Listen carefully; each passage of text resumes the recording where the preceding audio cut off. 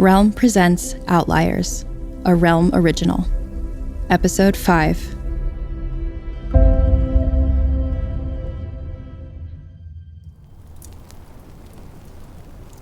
Da had lied to me. By omission, anyway. It was true that he'd been a faculty member of an Ivy League college, but only for a few years. He'd been on a forced sabbatical when he was recruited by the government for a top-secret project. For the military. For research that would no less preserve and perpetuate human life on the planet. What do you mean by forced sabbatical? I asked. He'd been going on and on about his importance to the project, and my interruption irritated him. That was obvious. He glared at me, imperious, arrogant. Words from the dictionary that I now understand beyond definitions on a page. Like the moon. I'd only seen the side of Da irradiated by the sun. Now I was getting a glimpse of the dark side. For my so-called extremist views. Like what? What does that matter now, boy? I waited him out. He tugged the Navajo blanket up around his shoulders, a slight palsy in his hands. I hadn't really noticed the age spots peppering his knuckles before, or else they seemed darker against the pastiness of his skin. Eugenics. Now shall I continue? A chill tickled the back of my neck. I'd seen the word before in a dictionary, but I didn't remember the definition. Not exactly. It hadn't been good, though. Rather than interrupt the flow by asking more questions, I gestured for him to continue. He harumphed and then adopted what I figured must be a professional tone. Before the change, overpopulation was a threat to the survival of the human species. In a single generation, the global population had mushroomed to untenable proportions, and such continued growth was not sustainable. In a decade, there wouldn't be enough food or fresh water for all inhabitants. Throughout history, nature had always managed to make readjustments to offset a threat to the planet's harmonious balance. In modern times, this was no longer the case. Readjustments? Such as with earthquakes and tsunamis, nature's lethal multi-continent double-edged sword. Rain perpetuated floods. Lightning ignited forest fires that turned millions of forest acres to ashes. All natural but ultimately futile attempts by the planet to shake off the burgeoning parasites of the 21st century.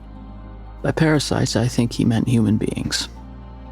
Do-gooders had come up with solutions to reduce human fatalities. Earthquake-proof structures, dikes and dams and reefs, forest management, fire-retardant building materials, a myriad of ways to circumvent the destructive force of nature. Fewer casualties. I found myself confused. That's a good thing, though, right? If you believe the innovations of the few should benefit the masses, that slaves should sup at the table of their masters. His face twisted into a sneer. I had to force myself not to reel back in repugnance. War was not a viable solution, he continued. The casualty count is too low. I felt my cheeks burn with stunned indignation. I had read dozens of books on the battles of the First World War, of the muddy trenches and the horrors. 16 million people died in World War I alone. 16 million. A shrug at that. Drop in the bucket to what nature can accomplish when riled. The influenza epidemic of 1918 killed nearly 4 times the number of soldiers who died on the battlefield in the 4 previous years. The flu wiped out 50 million souls like that. He snapped his fingers. I found the gesture obscene. Nature didn't kill them. Semantics, boy. A virus did. There was a time when the leading cause of death in humans was sepsis. Men succumbed to the wounds they'd received in warfare. Women perished in the aftermath of childbirth. Nature kept the population in balance. But then humanitarian obsessions collided with modern medicine. Deformed or sickly babies that should have died at birth grew to adulthood. In the modern age, because of medical intervention, the weak kept on living and breeding. The sneer was back, but then his bony face erupted in a sly smile as he continued, not from amusement, from dredging up a favored historical reference among his recollections. Nature had never given up, of course. Natural solutions to overpopulation and environmental overload began to spike in the Middle Ages. Plagues, pandemics. When the Black Death swept across Europe in the late 14th century, fully 1/3 of the population perished, extinguished in a matter of months.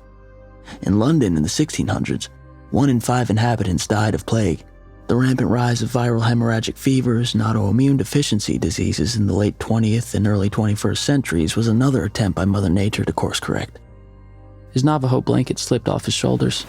I could smell a sourness wafting from him. But nothing natural could succeed on the scale required. Not if the planet was to survive. I couldn't suppress a sarcastic retort. You're trying to claim that you were some sort of nihilist environmentalist? No. I was a member of the Godhead. I felt a cold finger of fear press on the base of my spinal column. The Godhead? What the hell? I sputtered. What did you do, Da? What did you do? He didn't answer me. It was then I realized this wasn't a conversation. Not at all. He didn't want to hear my opinion, nor did he want to answer my questions. This wasn't a confession either, since I never detected the faintest hint of remorse. A speech, maybe. No. A boastful self-eulogy dense with prideful self-justification. I was his witness. As he spoke, his seldom-used voice grew hoarse, the hot light of a fanatic burning in his eyes. I had never seen this version of the man emerge before. Not once in all the previous years I'd lived by his side. It was as if the evil within him, like a pathogenic virus long dormant, was finally coming into view beneath the dark surface of a now melting permafrost.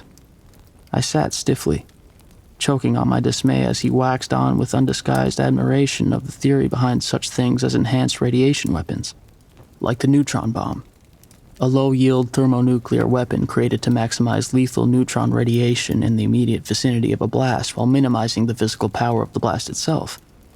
You see, those nuclear scientists were onto something, boy.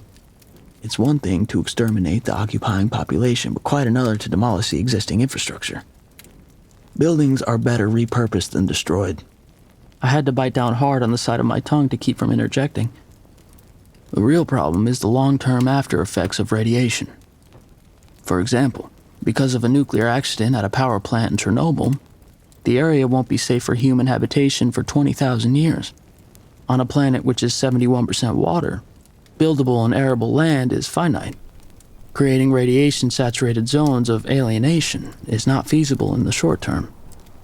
He went on and on like that for a long time. Bottom line?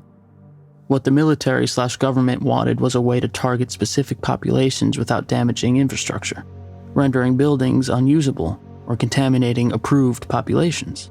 A solution with a half-life that didn't spread beyond a single generation so that the architects of the plan could themselves observe the result and reap the benefits.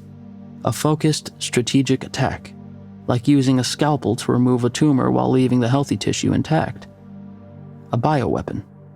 Da had been a scientist, a molecular geneticist. He specialized in accelerated cellular mutation.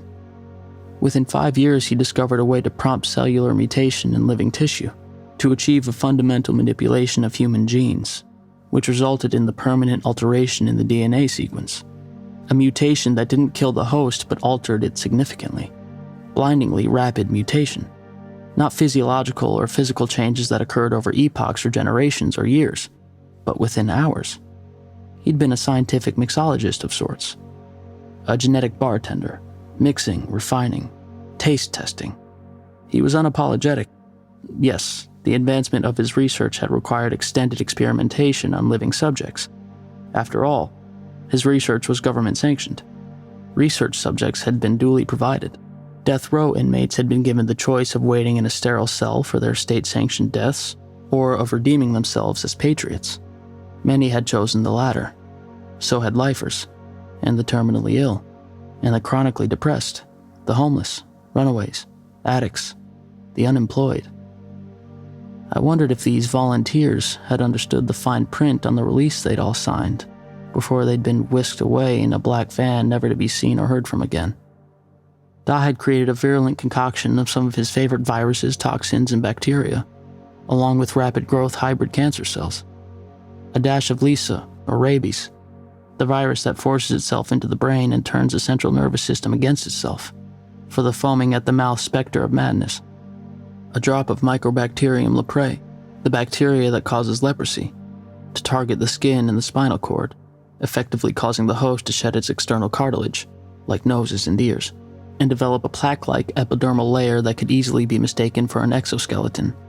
He also handpicked symptoms from a myriad of rare and virulent diseases that affected species other than man, and adapted them to bond with human DNA. Not lethal, but catastrophically altering at the cellular level, affecting only great ape-level primates, from chimpanzees, gorillas, bonobos, orangutans to mankind, and no other species. He managed to disrupt these organisms at a metabolic level too, corrupting their mammalian metabolisms so that an endotherm resembled an ectotherm, and that it relied on the heat from the sun or some other artificial light source to survive. Bottom line, he'd succeeded in prompting rapid cellular mutation that didn't kill outright, but metamorphosed a human being into a hairless, sexless, rabid, and slavering, mad, alien-looking creature with 48 hours of exposure to his super bio cocktail. Daw was Dr. Frankenstein, funded by the US military and the Department of Homeland Security. Daw had been the architect of the change. Daw had created the Outliers. Daw believed he'd been working to save the planet. He still did. But it didn't end there. The master plan was deceptively simple, he bragged. Devise a first contact delivery system in a simple aerosol spray. Once released in a relatively small public area, nature would take over. The initial exposed population would infect the larger population through close contact. Nasal secretions, sweat, saliva, blood.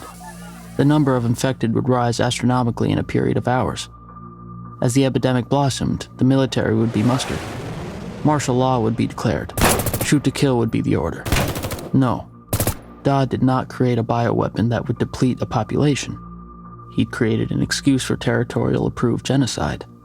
No declarations of war. No retaliation. Simply sovereign countries calling their own infected herds out of necessity to reduce overpopulation.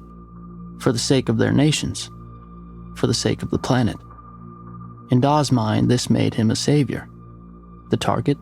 Hot and humid regions with dense and impoverished populations. Equatorial Africa and Central and South America, Southern Asia. Those populations with darker skins. The ruling class would not be affected. Though there was no antidote to this biological Armageddon. The oligarchs, the princes, the wealthy, and the power-wielding elite had the means to avoid infection. Daw was most proud of the failsafe he'd created within a bioweapon itself. An outbreak wasn't perpetual. The contagion period of an altered organism was short-lived, about 20 days, 30 at most. After that, the mutants could not pass on their affliction, though, of course, they still needed to be put down by either the military or security forces. No soldier would have a problem gunning down virulent creatures that barely resembled humans. Daw's pride bordered on gleeful. A biological solution on par with the neutron bomb. You see, boy? I found a way to keep the infrastructure from becoming uninhabitable. The meek wouldn't inherit the earth. The wealthy and politically powerful would. Not only that, he'd given the mutation metamorphosis a finite afterlife. Not 20,000 years like the toxic environs of Chernobyl. The mutations only lasted about 15 or 20 years, give or take. Then those mutants who managed to survive would slowly revert to what they had been before the change. Their mutation would wear off like dye after repeated washings. If there were any left alive, that is. Dodd traced 3 letters in his calloused palm. VTB. That was the name of the government-sanctioned research lab he'd headed, he told me. VTB Laboratories. Daw had chosen the name himself. Random letters he'd told the higher-ups. But they weren't. VTB stood for virus, toxin, bacteria. Daw's little inside joke. The plan, as Daw and his colleagues had envisioned, was never instigated. Their bioweapon, what Daw affectionately called the solution, had never been selectively deployed in the target areas. Instead, a group of radical environmental activists had launched a coordinated attack on Daw's research facility and had caused the equivalent of a nuclear meltdown. Explosions, fires. The labs had been destroyed, during which time a significant dose of the bioweapon was released into the surrounding environment. The activists had been exposed. So had the scientists, the facilities management, the support staff, the groundskeepers, the military personnel, and the private security force and the local inhabitants. Rapid disbursement ensued. As intended, the infected mutated, and infected others. The biocataclysm occurred not at the equator, but in a remote black site research facility near the Canadian border, which quickly spread through the surrounding countryside. Daw had somehow survived the explosion. He'd been injured, but not seriously. he'd picked himself up from the rubble and stumbled into the woods. He remembers looking back to see surviving coworkers inadvertently breathing in the released aerosol fumes, then bending over in agony as the cells in their bodies rapidly mutated. He had staggered through the snow, a handkerchief wrapped around his mouth and nose as a crude prophylactic. The newly mutated creatures were lethargic in the cold, as he'd intended. They were purposely created to be robust in the hot zones, where overpopulation was at its zenith. He prayed he had the strength to outrun them. By sheer willpower, he somehow made it the 8 miles cross-country to his home, but he was too late. The initial infection had spread with the lightning speed he'd intended. When he reached his house, his entire family had already mutated. Not even the creator of the plague could save them. He shot them all with his shotgun. His wife, his 3 daughters, his sons-in-law, the housekeeper and nanny, and lastly his grandchildren. One by one. Mercy killing. He knew the military would shoot them anyway. He burned his own house to the ground, a funeral pyre for those he'd loved. After that, he didn't care if he lived or died. He wandered in a daze through the snow, vaguely heading north. Behind him, sirens blaring. Sporadic gunfire in the woods. The viral outbreak spread rapidly, as he'd intended. There was no stopping it. He came upon abandoned vehicles on the feeder roads and along the highway.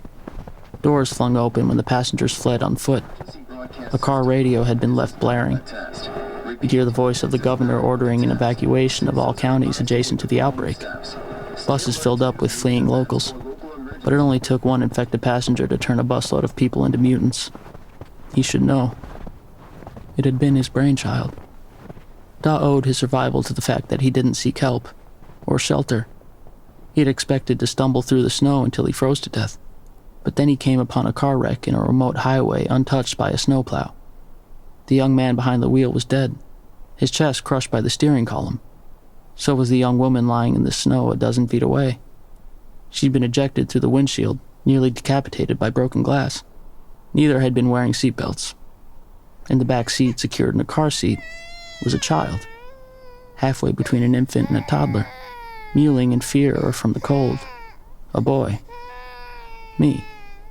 Da took pity on the orphan child. He plucked me from the car seat and headed north, carrying me on his back, swaddled in a blanket and a knapsack, away from ground zero of the outbreak, to where we are now.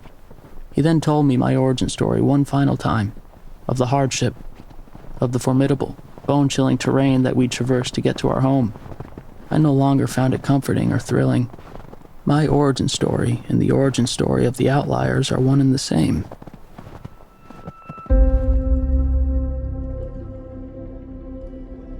You're listening to Outliers, narrated by Rory Culkin. Produced by Realm, your portal to another world. Listen away. Outliers is executive produced by Dave Beazley and narrated by Rory Culkin. Created by Cassandra Wells and Dave Beazley, based on the novella Outliers by Cassandra Wells. Produced for Realm by Alexis Latshaw and Haley Wagreich. Additional sound design and editing by Rory O'Shea. Cover art by Kendall Thomas and Michał Krasnopolski.